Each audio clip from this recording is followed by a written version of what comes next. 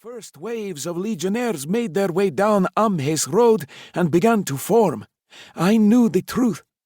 All of our loved ones were dead.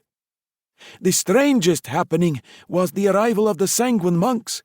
We had not heard a single whisper from them after Amhe departed, but then they appeared in the palace and spoke of you.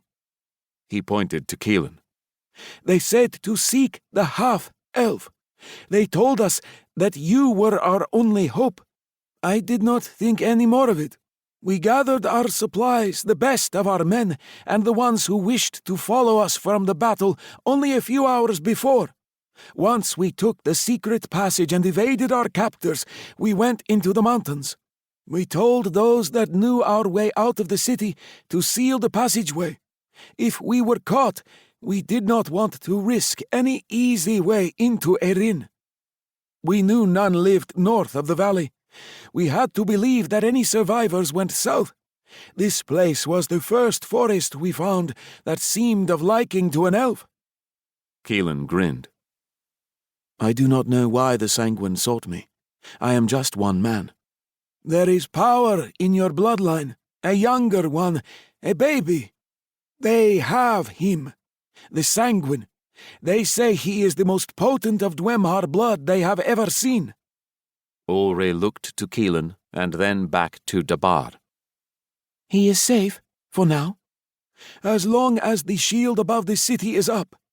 A literal shield of metals or magic? Lizik asked. It is an energy-based device. We have spinning crystals beneath the city, powered by the magic of the moon, recharging every night when the lunar light shines down upon the city itself. We have great fear. The Drian have a sorcerer called Aganim, a practitioner of blood magic. We are afraid he seeks the power of the Itzu gods to pull the light from the moon. Without moonlight, Eh-Rin will fall. This name, Frinda said. Aganim, I have heard it, but I thought he was dead. The man would have to be a few 100 years old. He is very much alive and resides in one of the massive Drian cities in the far west. The city is called Rida. It is the place of snakes, a shrine to their snake deity where ritual sacrifices take place before the great cobras. It is a place devoid of the powers of life. Only death is there. Ulrich sat back in her chair. We will need an army and the full power of magic behind us if we are to save Eh-Rin. My Mortua beacon needs adjustments and additional infusions of dark magic, but we will move on to Fadabrin and then determine our next path. I have delivered my message to the half-elf, and I assume from your similarities you are his sister. Ulrich smiled. Yes, Dabar. Family is the most fortunate gift. You should do all you can to guard one another. The man stood, and Lizik led him to the bedchambers to join the others.